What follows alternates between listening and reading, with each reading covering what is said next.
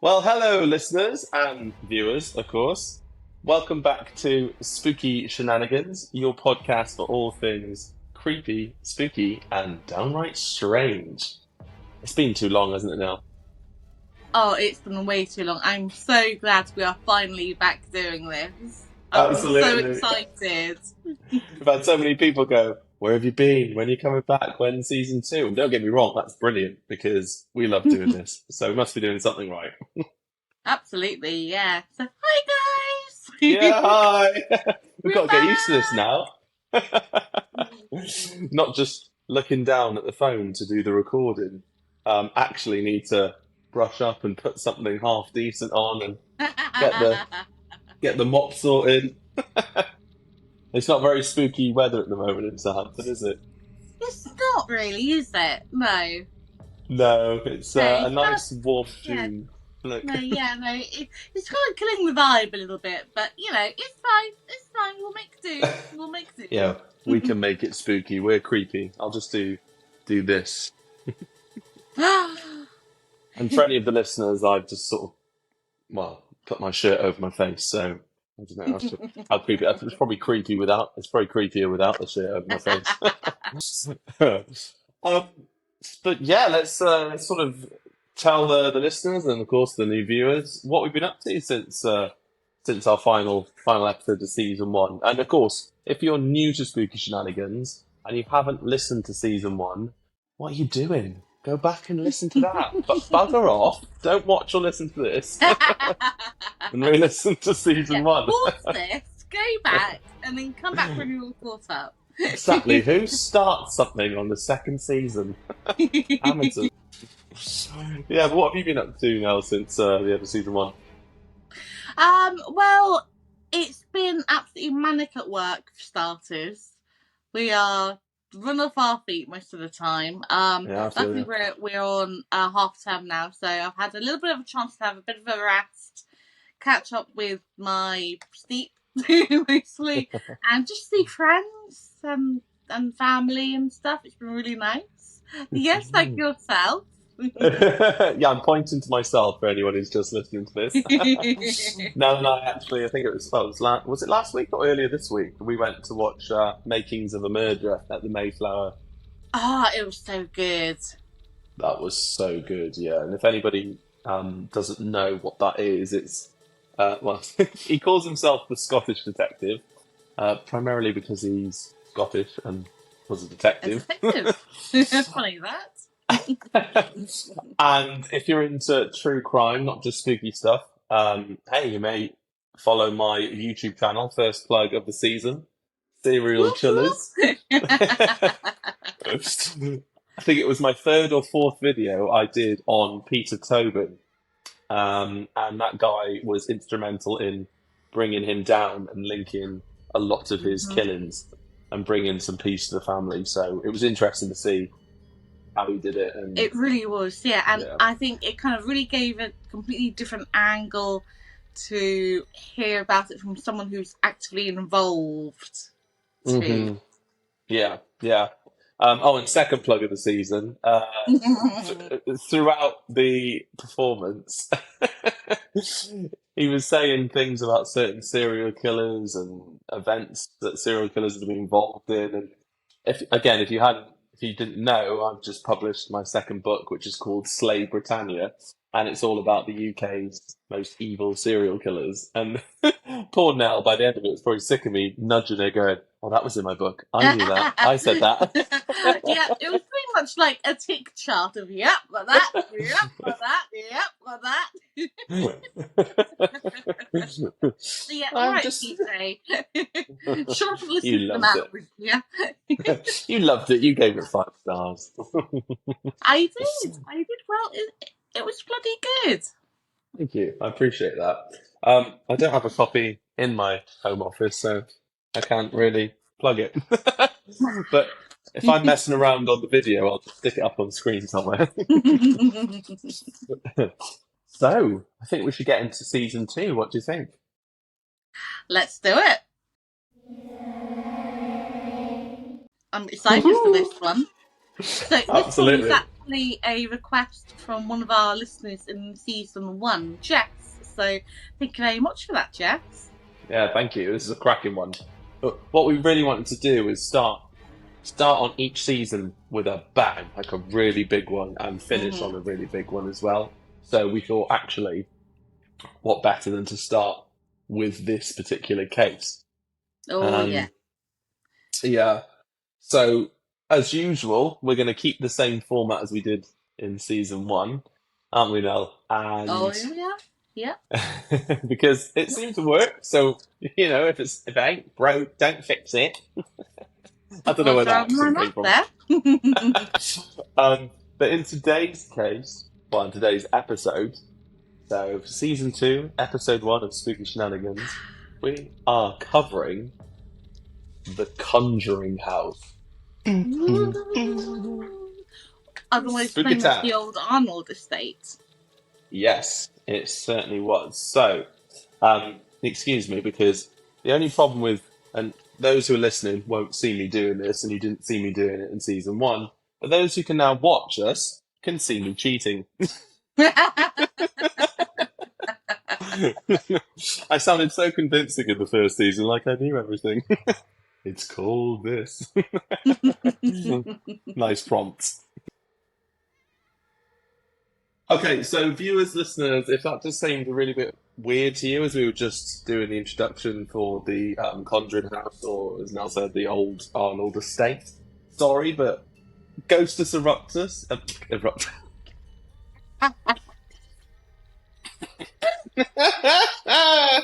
He's excited ghost. That started the 9 o'clock show. Yeah, that's post-Watershed. I'm not even cutting this out. That's too funny. Ghostus Eruptus. Sorry, pal, but you annoyed me. But Ghostus Interruptus is his pre-Watershed cousin decided to already cause havoc in the first episode of season 2. My phone, which I'm using because my webcam is still on its way, decided to overheat. I mean, it's not surprising. We are sat in 3 million degree heat. So we've had a momentary pause in the podcast, but we're back up and running again. So let's get back to where we were. Okay, so like we said, for season 2, episode 1, we are dealing with the Conjuring House, or as Nell said, Old Arnold Estate. So, like we did in season 1, we're going to keep to the same format. I'm going to give a brief introduction on the case, and then Nell's going to come in with all of the detail and clear up anything, and then I'm going to sneer and raise my eyebrow and just be the cynical tosser that I am. I'm glad you said that, not me, darling. I can read minds.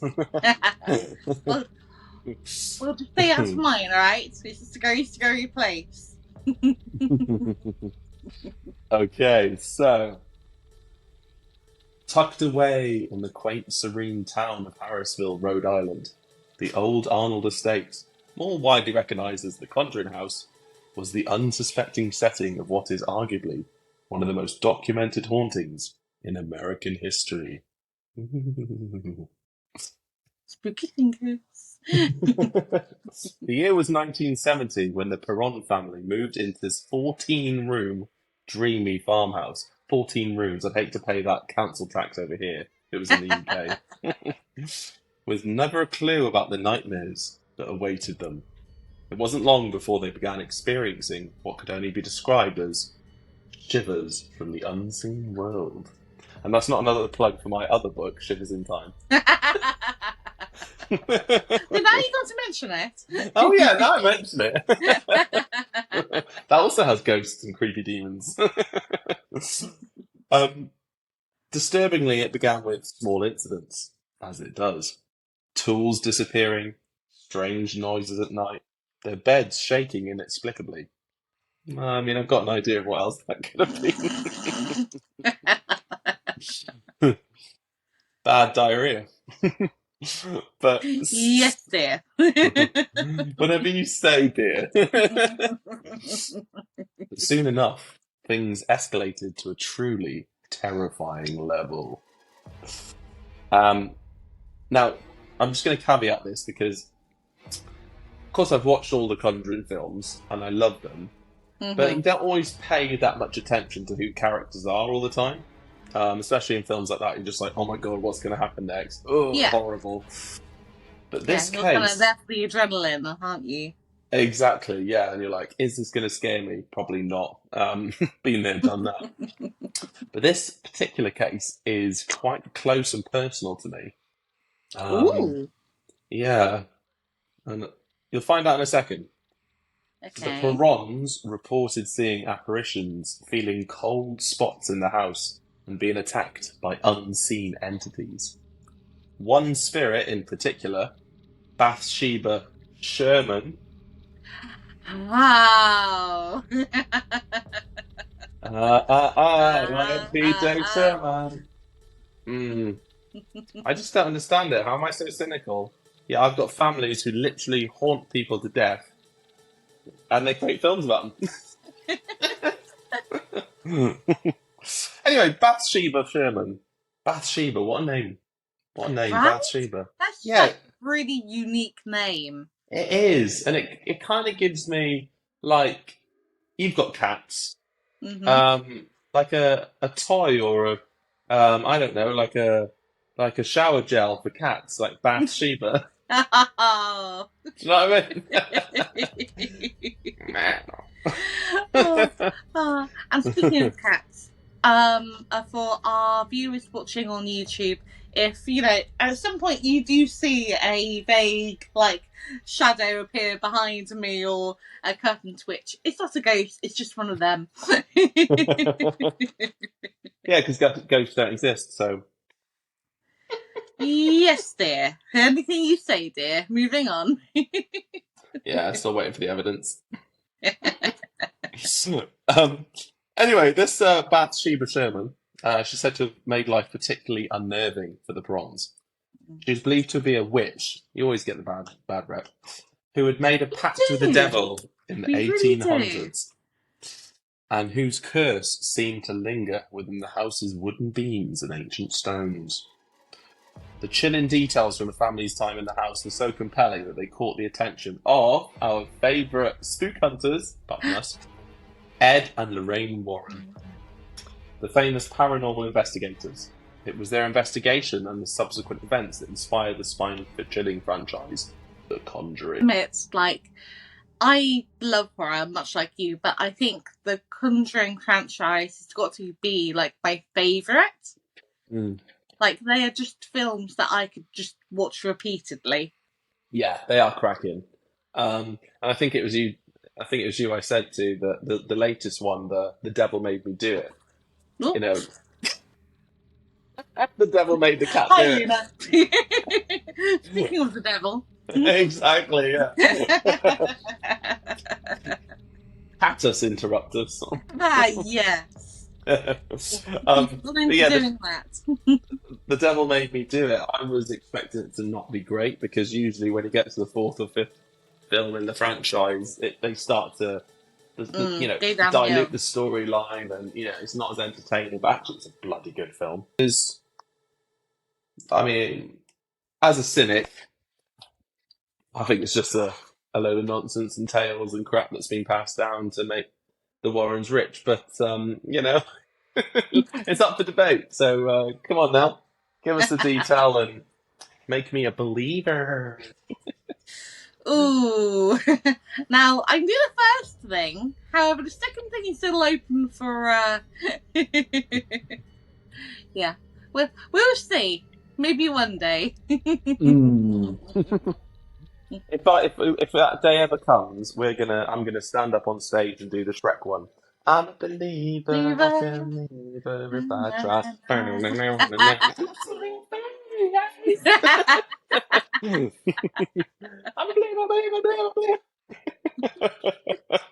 Sorry, anyone that's newly tuned in to Spooky Shenanigans, this is our crazy shit.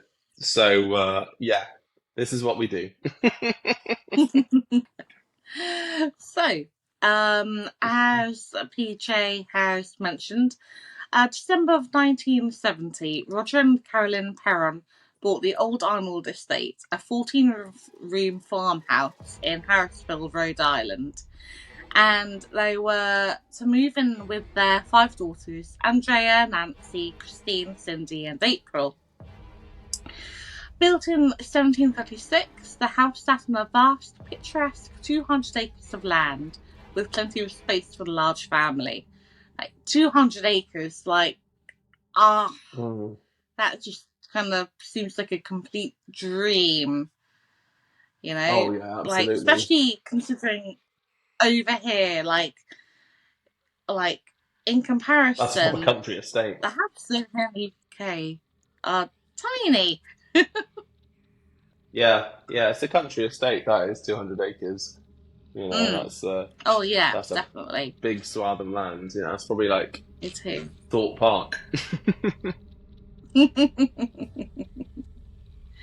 So while unpacking their things and moving in, Roger and Carolyn met with the property's previous renter to, kind of discuss maintenance and general things that they would probably need to know kind of going into it.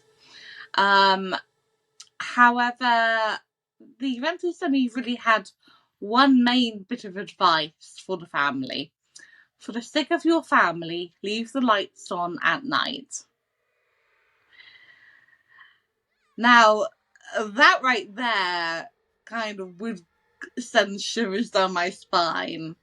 I'm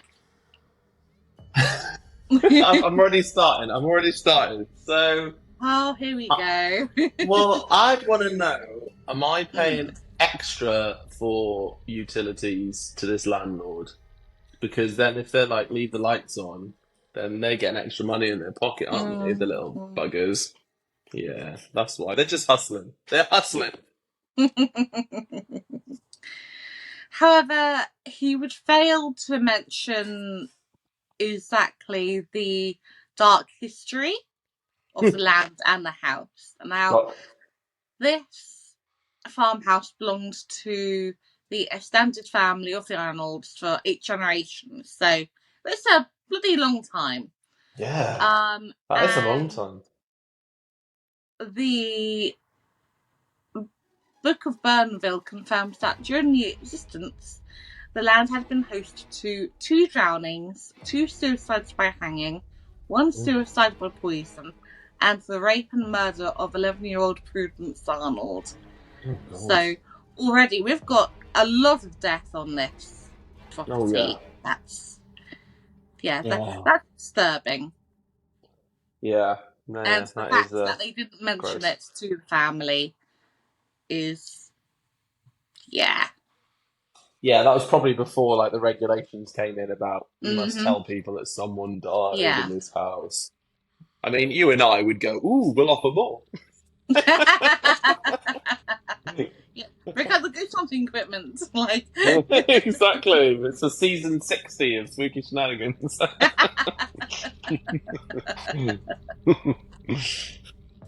But yeah, so that's already a pretty dark history. That's a lot of death. That's a lot of misery. That's there's some. If I was a believer, I'd be like, well, that's a lot of dark energy that could be hanging around. So I could just see now running around with all the sage. See, something like that, it reminds me of the episode we did about the Cecil Hotel, and the amount of death and misery that place has. Oh, yeah. They bulldozed it yet? No, they've turned it into affordable housing now, I think. Oh, yeah. The only people that would buy it are those desperate enough, which is, that's sad. It is, yeah. Oh, God. I mean, like I said on the episode itself, on the one hand, getting people off the streets, amazing, yes, all for it. On the other hand, in that building, really? Yeah, exactly. I mean, Really? That's where I'd say no. It's an area of historical interest. Bulldoze it and turn it into like a park, just a Yeah. green space. Yeah. You know, they probably could have bought it for $1. No, not many people would want to buy it. Anyway, that's not a Cecil Hotel. Anyway, If you yes. haven't listened to that, go back and Go listen to it. listen. So on the moving in day, as they were, carrying all the boxes inside and kind of generally getting themselves sorted, the girls were to see a man that they didn't recognise. And first of all, they kind of assumed, because, they had other people come in to help them move, like, family and friends and all that, Yeah. he was just like with one of them, Mm. kind of thing. And it wouldn't be until later, when people started leaving and he was still here, that they kind of got odd vibes. And it wouldn't be until one of the girls, Nancy, would look up and she literally saw him, like, literally vanish into thin air. So that would be, Wait, like... where was he? Where was he when they saw him vanish? I believe they were in the lounge area. What, so they were House? still sort of packing stuff up, or, I mean, moving it in? Yeah, they were kind of moving it all in and unpacking. What, and they just like put down a box and they were like, oh, thanks, mister. He's gone. Pretty much, yeah. He just walked through the door, didn't he? I mean, look, now look behind you. No, just do it, look behind you. I'm a ghost. And for our listeners who aren't watching on the YouTube, he's literally just gotten up out of his chair. Exactly, I just ducked down, see? That's how easy it is to be mistaken for a ghost. All I remember now, because you keep mentioning Nancy, and I just keep getting flashbacks of the film where the younger one is pointing at her going, Nancy, there's someone stood by... Oh, what's it all? There's someone stood by your bed. Or behind the door or something. Or I just hate behind the that. door, yeah. Yeah. Oh, I was like, that scene. yeah, That I was scene. like, And when she turns up, like, on top of the wardrobe as well. yeah, I'm in two minds over that one. Like, the reaction, I'm like, oh, that's gross, horrible. But then I'm also like, that looks really stupid. Like, horror is scary when you don't reveal it. Mm-hmm. It's the tension, it's the, you know, Yeah. oh. And then you saw her and you're like, wow, what an ugly bitch. You're so lovely, aren't you, PJ? I mean, she's my ancestor. I could talk about how I want. So itself. So after that, like, the activity that the family were to experience kind of was very kind of subtle at first. Okay. And it was kind of things that you would put down to, either a family member doing or something along those lines. So, objects being moved when their backs were turned, small piles of dirt showing up in the middle of an otherwise clean floor, toys going missing. Right? Yeah. Like, God, for goodness sake, I've just cleaned this place up, kind of thing. Yeah, it'd really annoy me. I got OCD, and when things are out of place or not clean, oh hell no, ghost or not, I would hurt you. Funny you should actually mention about, like, things like being out of place. I have a really big one about, like, cupboard doors and, like, doors in general. Yeah. Or like light switches, like lights being on when they don't need to be on. Oh God, yeah. And I actually have a bit of a running joke with my boss at work, where lately I'll go into, like, the kitchen area or the changing area at work, and someone will have left, like, a cupboard door open, and I'll go over, close it, go back out to do whatever, come back a little later, and it's open again, and And I've now got a bit of a running joke with my boss, like, that damn poltergeist's back, keeps opening the doors. Wait, did this start happening before we started Spooky Shenanigans or after? Because you know who it could after be. This has only been in the last month or so. Guess who's been wanting to come back? Yeah, it's Ghosters. It's Ghosters.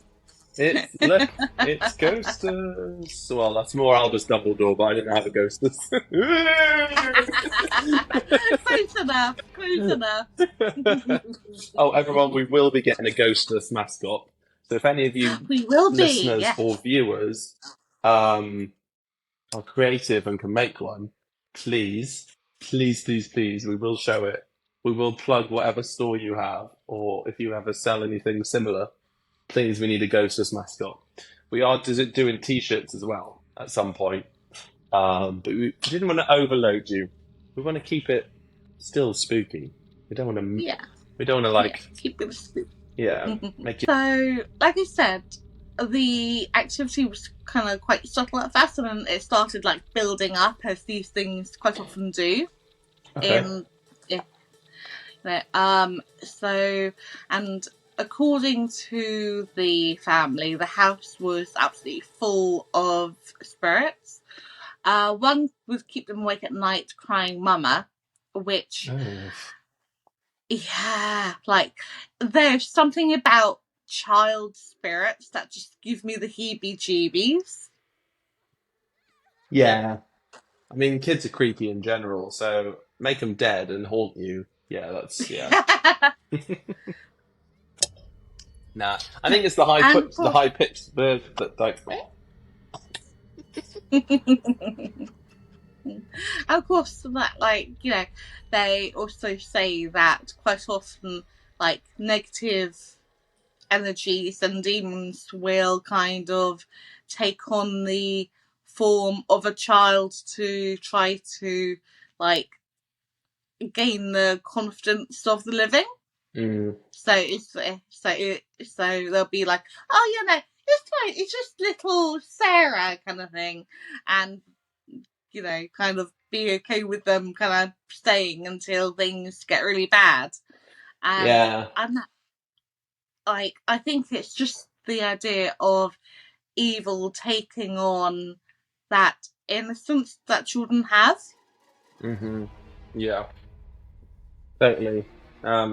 It wouldn't work on me though, because I'd be like, "Oh hell no! Who left this little demon here? Get it out! Get out! No. Come back when you can pay your bills." No one got time for that. Exactly. I got some. So another spirit was reportedly, from what I've read, maybe the spirit of someone who lived on the property beforehand, which the girls had called Manny, and he was quite a friendly one. They didn't seem too bothered with him around. Did you say Manny? Manny, yes. Oh, what Do you ever watch Ice Age? I love Ice Age. Can you imagine that? The girls are just chilling out one day, having a walk around the lake, and then boom, there's a ghostly woolly mammoth. Okay, hello. Just hello. That was my trunk. That's a good point, actually. We have all these ghosts from the Victorian age and that time. Has anyone ever actually seen a ghost from the Ice Age? And this is what I mean. This is just further evidence that it's all BS, because we just fixate on the Victorian era. And okay, mate, we might go as far back as, I don't know, a month from the Vikings, yeah. Yeah. But we never see ghosts from a period that we just don't know. We go to Australia and I don't know, some T-Rex ghost wouldn't just turn up and be like, "Rawr." It's just. How cool would that be? I know, running away from a ghostly T-Rex. Now that would be a story. Yeah, I think we've come up with a new horror franchise here. Oh, Yeah. totally. The Ghost Zoo. Yeah,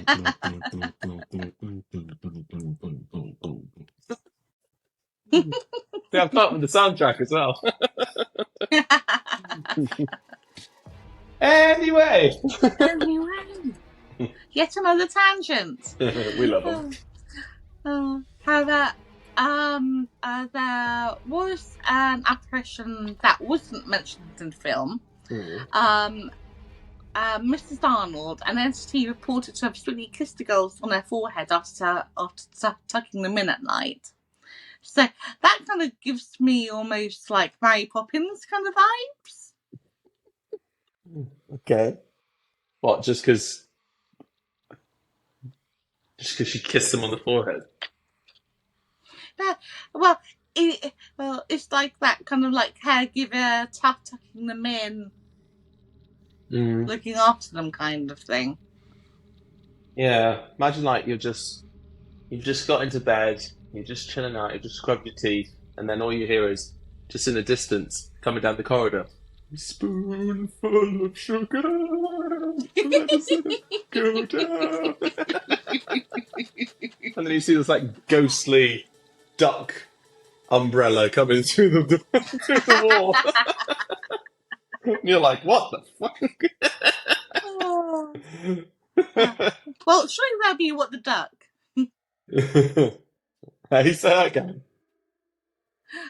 Well, no, surely that would be what the duck. Oh, wah, wah, wah. God. I could do a good duck impression.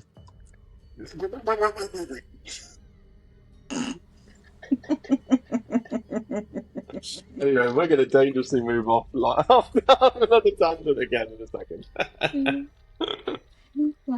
So, interestingly, both Cynthia and Andrea remember the way the ghost smelled, which I found really interesting because, of course, like a lot of like hauntings do have like a particular scent attached to them. Yeah, I've heard that. Yeah. Like I actually remember years ago I was in hospital myself, and my family had just left the evening because obviously they couldn't stay. And oh gosh, I think I must have been like 12 or 13. And so I was kind of lying there, kind of feeling a little bit sorry for myself, kind of thing. Yeah. And I just distinctly remember, as I was drifting off to sleep, the scent of my grandmother's perfume, my dad's mum's perfume. And she had passed away when I was like, I want to say 10, and I've always been like really, really close to her. Yeah. And I just felt like a real sense of comfort in that. So that's cute. But yeah, and so Cynthia is said to have said in an interview, when we first moved into the house, for the first 2 months, there was a woman that came and kissed me every night on the forehead that I first thought was my mother. Andrea finished her sister's statement of, Mum smelled like ivory soap and this spirit smelled like flowers and fruit. So, you know, like 2 very different scents there. So, yeah, I found that quite interesting for having like that caregiver entity among them. Hi, viewers and listeners. Again, Ghostess Interruptus is rating Hammock in the first episode, but we're better than him. It's they. Whatever they want to be known as. So, just to catch up on what we were talking about the good spirits. Not your Jack Daniels or your Southern Comfort. But I've always got to get it in. But your ghost spirits, your apparitions, and how it's nice that for once we're talking about ones that foster a caring and nurturing environment rather than I'm gonna swallow your eyeballs and eat your soul kind of spirits, which I much prefer actually. I really vibe with them. No comment.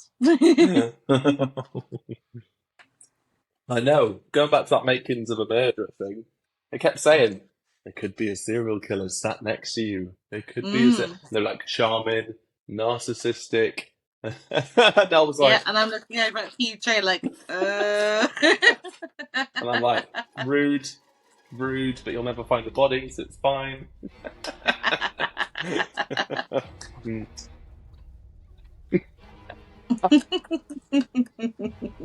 No, I don't think I could be a cannibal. Anyway, let's get back to it. Conjuring. Yes. So, like I said, there were a few like positive energies there, Yeah. which interacted with family and most frequently with the girls. However, and there's always a but in these stories, isn't there? And we love a However, big butt. it didn't take long before the family started being plagued by negative energies as well. According to Andrea in her book House of Shadow House Flight, the family experienced other spirits as well that smelled like rotting flesh at night and caused beds to rise off the floor. She claims her father would enter the basement and feel a cold, stinking presence behind him. They often stayed away from the dirt-coloured cellar, but the heating equipment would often fail mysteriously, causing Roger to have to venture down and fix it.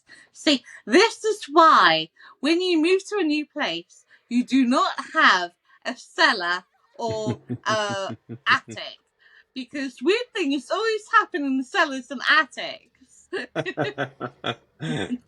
I know, Just which fix is weird. it. Save yourself a load of trouble and get an apartment where there's no cellar or attic or anything like that. Yeah, but then I think it was on one of the Insidious films, wasn't it, where that guy or girl lived in the apartment, and remember when she went onto the Oh, top floor and then there was that thing creeping up the stairs. that's also a good point. Yeah, Darn! I mean, you're screwed wherever you live, really. If they were Yeah. real. Yes, dear. So, the Perrin girls claim that they were attacked in the barn by unseen entities, and that one night a series of voices began to speak to them about the bodies in the walls. Andrea claims that her sister Cindy climbed into bed with her one night to have to tell her about the harrowing news a disembodied voice had delivered of there are 7 dead soldiers buried in the walls. Oh, that phrase is no. Absolutely not. I do not like that. I wonder I do which not like that. soldiers then, because did you say the house was built in 1760? 1736. God, even earlier. So, gosh, well that even predated the War of Independence. So I wonder which soldiers they're talking about, unless they were like new parts built on and soldiers were chucked in there. I mean, times are tough. If you didn't have bricks and mortar, you use bone and flesh. They're resourceful Get whatever people. you. Hopefully they were alive, because then that would have been like really cool, wouldn't it? You have a warped sense of humour, PJ. I mean, I knew that already, which is probably why we're friends, but. Yeah, exactly. Angelic face, demonic brain. Uh-huh. Uh-huh. Excellent. So, Andrea also claims that around this time the girls were visited by a male ghost that tortured them so badly that she refuses to give any concrete details. And a quote from her says, "Let's just say there was a very bad male spirit in the home with 5 little girls." Now, I worry about this particular quote because as much as, I am a believer in spirits, demons, all that, and, there are reportedly accounts of, people being attacked in their beds, incubi, succubi, things like that. Listeners and watchers, for those of you who don't know, I work in childcare, have done for many, many years, and a big part of that is safeguarding and child protection and all that. And so whilst it is entirely possible that, these girls were being attacked by some kind of evil force and entity, what my main concern with that quote would be abuse in the home. And I mean, PJ, you and I have already mentioned in season 1 numerous times that the brain is an incredibly powerful force. So my concern there would be, obviously, someone was abusing these girls, and the trauma of that was so strong that their brains turned this into, a ghost did these things to kind of protect them from the fact that someone in their life who they trusted, supposed to protect and love them, protecting them. I mean, I don't know, obviously we weren't there, we weren't with the family, we can't say for certain, but speaking professionally, that would be my concern.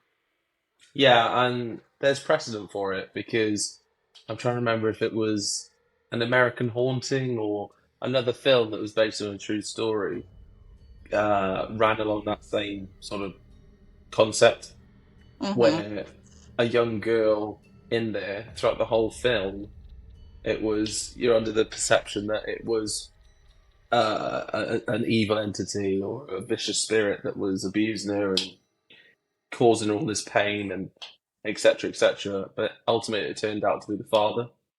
Yeah. And like we said, it was her brain's way of protecting her from the fact that this man in her life, which is supposed to be this, until if she ever married another man, I'm making assumptions, but it's supposed to be, the solitary protector of her growing up, protecting her innocence.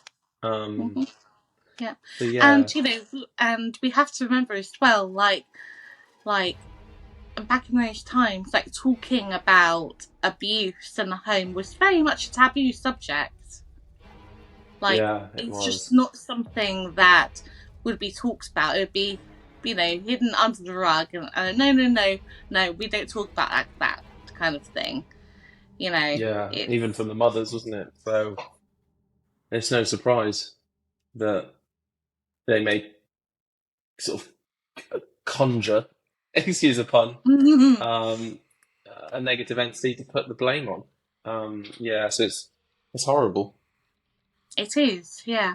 I mean, like I said, we're kind of jumping to conclusions here. We weren't there. You don't know what happens behind closed doors, but we're leaning on professional evidence take on it. Yeah, exactly.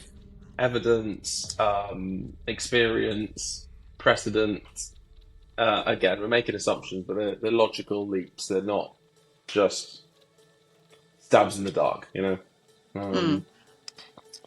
But anyway, back to the creepy stuff. Creepy stuff, yes. Because that's creepy. That's a whole different kind of creepy.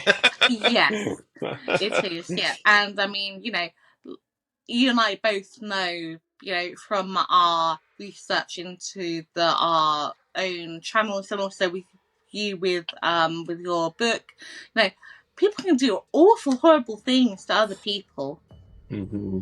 Yeah, and like I've always said, you can't apply our logic to their motivations or actions, because they don't work in the same realm of reality. Exactly. Yeah, but back to ghosts. Back to ghosts. So while the entire Perron family had paranormal encounters throughout their time living in a house, it would seem that Carolyn Perron, the matriarch of the family, seems to have been like the most sensitive to spirits inhabiting the home. Okay. And in particular, she seems to invoke the wrath of a lady in grey who at one point appeared next to her bed screaming, get out, I'll drive you out with death and gloom. Yeah, nice. Okay. And there's speculation that the woman in the grey dress could have been none other than Bathsheba Thayer or Bathsheba Sherman. And I find her a really interesting character because obviously in the Conjuring House film, she was thought to have been, this evil demonic witch and who sacrificed the baby and was in league with the devil and all this stuff. And in reality, she was the real person. Yeah. Don't get me wrong. But she was not. So, the historical records would show that she was born in 1812 and would later marry a farmer called Judson Sherman in Connecticut before having a baby boy called Herbert. And in the Conjuring, like I said, she it's believed or said that she sacrificed this child, and in reality, a child did die in her care, and reportedly there was either a nail or a needle that had been pushed through their skull or something like that, but there was no real evidence of a trial or anything like that. And obviously in something like that, you would have had historical records of this person went on trial for this crime, kind of thing. Yeah. And interestingly enough, she was actually said to have been related to Mary Eastley, who was a woman who was hanged in the Salem witch trials, which may well have been where the whole connection with witchcraft came from. Yeah, because we all know that stories get diluted over time. They're passed from mouth to mouth, and people put their own bias and stereotyping on it. So Exactly, yeah. She could have just been a really lovely, God-fearing woman that loved her kids, and now she's some evil witch, and my family name is tainted. And I'm living with the spoils of a deal with the devil. First Baptist Church. And it also goes on to say that she actually died in 1885 as an old woman, and not via hanging, as the movie suggests. Yeah, she had paralysis or something, a weird paralysis, didn't she? She did, yeah. She had a lot of which they put down to a deal with the devil. Well, in those times, there was a lot of superstition, wasn't there? When it came to witchcraft and religion and everything like that. So total nutcases. It's funny because I think it was the Nellie Bly episode in season 1, we were talking about some of the ridiculous reasons that people could be put in jail, or in a mental asylum. Oh goodness, yeah, they were. Yeah, some people were mind-boggling, doing things on religious beliefs, and that was totally fine. Let's go hang this woman because I don't like her. She's a witch. We'll do it for God, but that's fine. You're not crazy because you're doing that with no evidence. Oh, we as a species are totally mental. Yeah. I cannot disagree with you there. Yeah, we do agree on some things. On this show, outside the show, we're we're busy mates. Okay.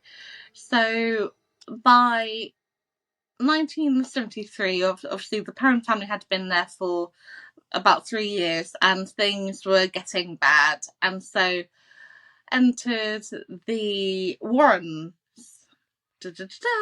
Now, obviously, the Warrens, I think, have almost like that Marmite thing of you either love them or you hate them.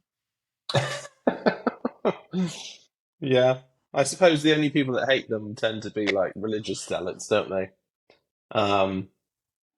Because even though I'm not a believer, well, I'm a cynic, there's something I just love about them. So this seance that Ed and Lorraine Warren did, this would prove to be a really, really bad idea. Apparently, Andrea was also witness to this, and she also mentions this in her book as well, where her mother was apparently possessed by an entity which levitated her and spoke through her in an unknown language before throwing her across the room. Okay, yeah.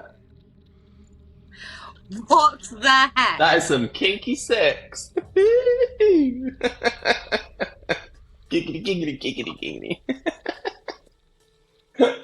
Oh my god. I want what she's having.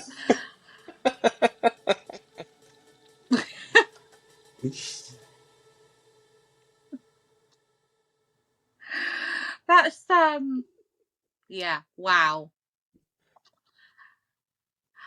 Like, especially considering, Andrea was witness to this.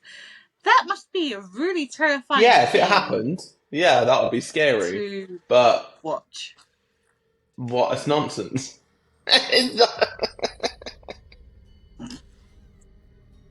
Oh, what bollocks.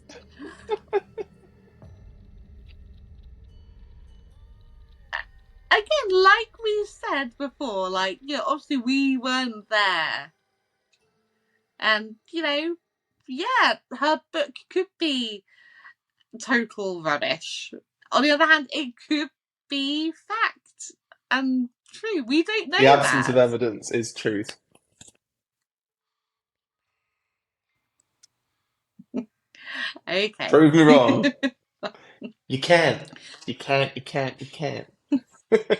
And if you're listening, I'm pointing aggressively at the screen. And Nell is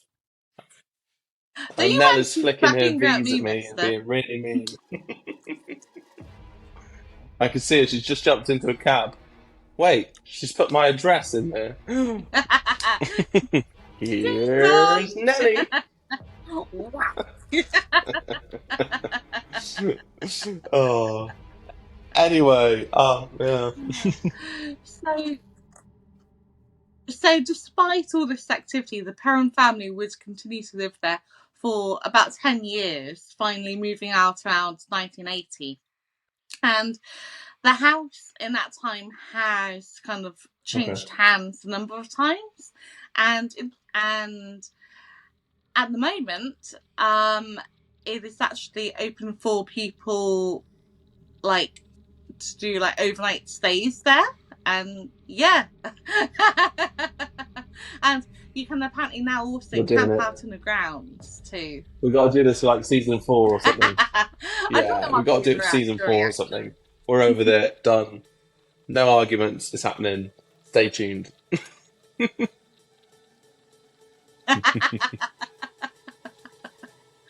But I have to admit, out of all the places I would love to visit, spooky wise, that's probably got to be one of the places awesome. I'd love to go to. So cool. I mean, the place itself. Yeah, it is. Yeah, it's my ideal home. That. From the. Yeah, it's my ideal home in terms of the grounds, the style of the house. I would sleep in the basement with no lights on. They'd move out. We No, were because doing all the yourself spirits there. and demonic entities would have listened to Spooky Shenanigans and gone, can't scare him. He's harder than Ryan. Ah! What up, demons? Oh, I love our cool boys. What's up, demons? It's me, your boy. So, yeah, so, I mean, it's interesting because, like, to this day, families who, like, have owned the place, like, most of them have said that some form of like paranormal activity occurs there.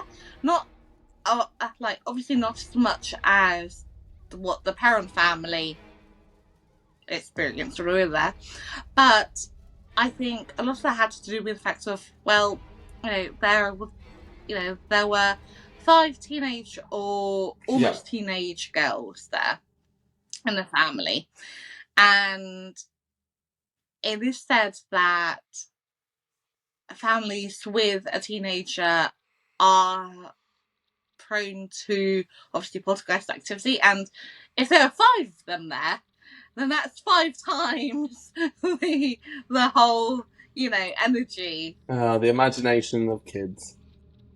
Though saying that, I mean, you know the book I'm working on at the moment, and that's a lot of imagination. So yeah, just no. We're gonna have to go there. The only way we're gonna settle this is by going and sleeping through the night and not hearing anything apart from totally creaky old floorboards because the house is just about older than I am.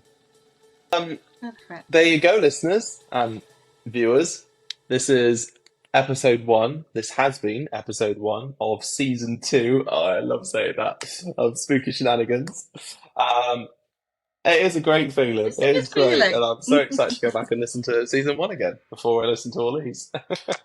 So obviously we spoke about the Conjuring House. Just let us know what your thoughts and feelings are. Is it true? Would you say that it is a hive of haunted activity? Do you think my ancestor, Bathsheba Sherman, was a nasty witch that cursed the place, or was she just an innocent bystander in all of this? Or is it just a load of hocus pocus and fake news? Oh, I shouldn't do that. Let us know. Let us know in the comments. In the comments. I'm pointing to the comments if you're listening. So just so you can visualize me pointing to the comments aggressively. So yeah, you've been listening to Spooky Shenanigans with your hosts, me, PJ, and my co-host, Nell.